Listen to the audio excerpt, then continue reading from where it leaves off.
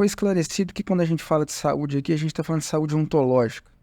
Então não se trata só de uma saúde da alma, ou da mente, ou do corpo. O que é afetado, na verdade, é a existência da pessoa inteira. Isso tem desdobramentos, inclusive, para o corpo. Sim, sim. Essas coisas não estão sendo pensadas separadas. Sim. O problema é o seguinte, nós temos que pensar do ponto de vista da psicoantropologia, o que se transformou em algo disfuncional na psicologia humana depois da queda. O que foi atingido pela queda? Foi o corpo? Ou foi a alma? Ou foram as duas coisas? O que no corpo foi afetado? Deus fala para o Adão, olha, se você comer, você vai desencadear um processo de morte. E ele foi tirado do Éden e perdeu o acesso à árvore da vida, diz a narrativa.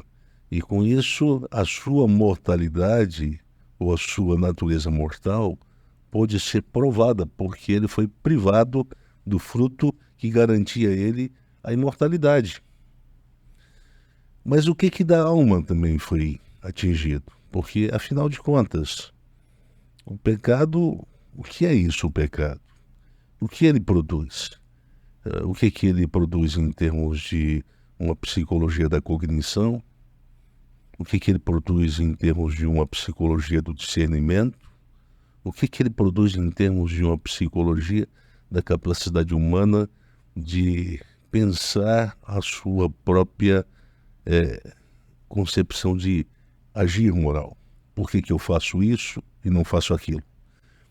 A queda, ela influenciou isso.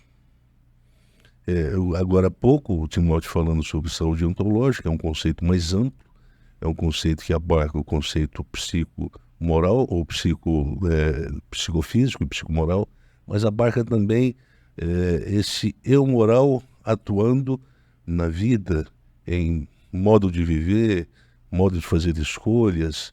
Quer dizer, é um conceito mais amplo do que os conceitos que geralmente são usados nas ciências humanas.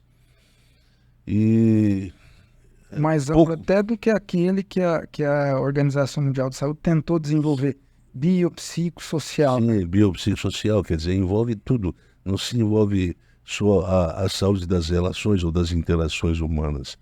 É a saúde do ego consigo mesmo, é a forma das pessoas olharem para elas, se verem, porque boa parte das doenças afetam a autopercepção humana.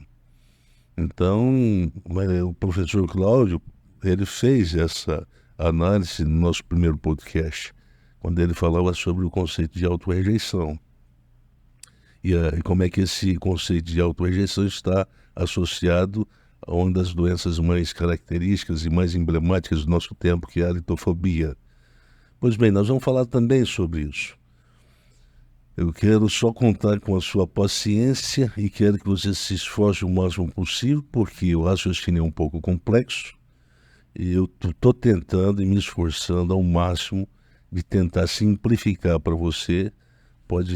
Aqui tem um texto, esse texto aqui é um texto base e referência, ele vai ser publicado no jornal, provavelmente no jornal lá do sul do país.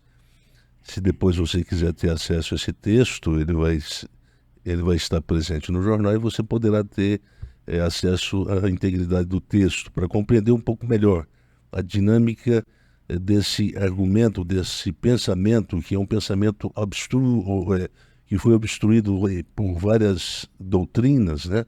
Várias formas de pensamento. Eu acho que as igrejas cristãs, elas se omitem em alguns aspectos fundamentais. Quando se fala de salvação, nós temos que perguntar o que estragou no ser humano. Porque salvar significa corrigir um erro, retificar uma falha. Salvar significa repor o que está faltando.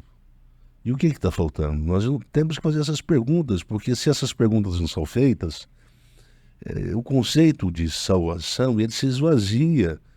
O conceito de o Deus que salva a humanidade se torna um conceito inacessível do ponto de vista da compreensão humana.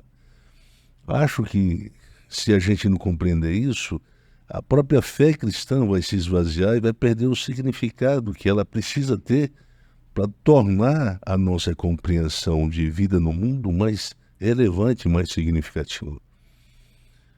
Como é que temos que pensar a vida a partir da fé cristã? A fé cristã tem que pensar, ela tem que oferecer condições para a gente entender esse processo todo.